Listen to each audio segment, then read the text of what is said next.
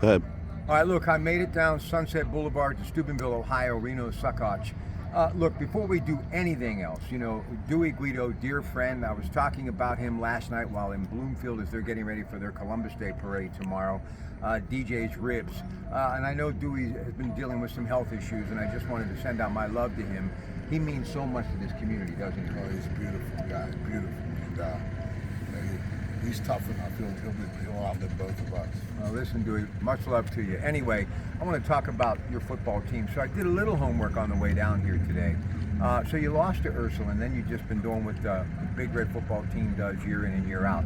But Taylor Alderdice, I know a lot about, obviously working KDK Radio, the city, covered them in basketball for many years. They're having a tough year. Coach Hazlitt, though, they would love nothing more than to come down here and get a win. So this is one game that your team has got to beat. They got to have some laser focus in this football. I hope we have to have focus every week. It's just that football's football. If you don't respect the game, you don't respect your opponent, you're going to pay for it in the end.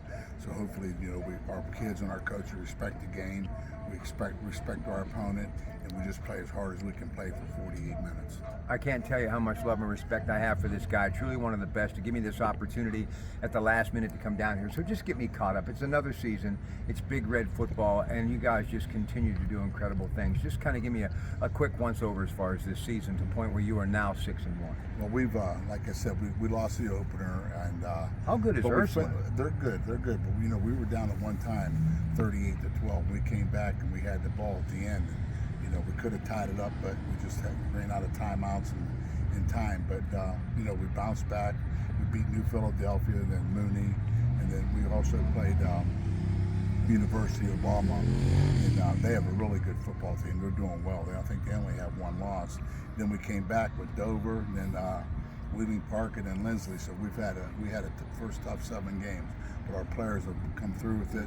We're healthy going into this game, and in high school football, especially in Ohio, man, your team has to be built to win 16 games. I was exchanging text messages with Steubenville native Rich Donnelly, former third base coach with Jim Leland and the Pirates, just an incredible human being.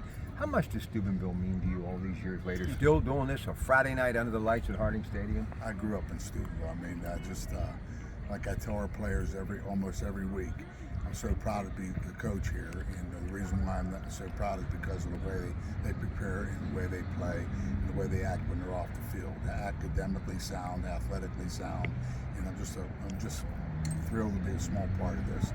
And our family's been in this position for 40 years, and hopefully we got another couple years left. Last thing before they get ready to take on Taylor Alderdice, still plenty of time to get to Harding Stadium, one of the best venues anywhere in the country.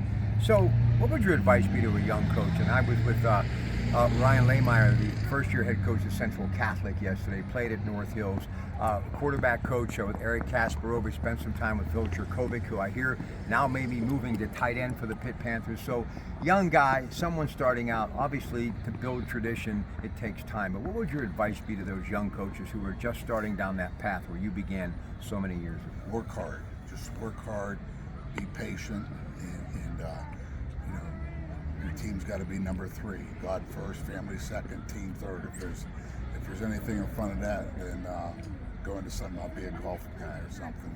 But just work hard. I mean, no matter what you're coaching, football, softball, baseball, work hard, love your kids, push them hard. Great players want to be coached hard, push them hard. All right, last thing, while I'm here with him, I always know there's that Italian heritage thing.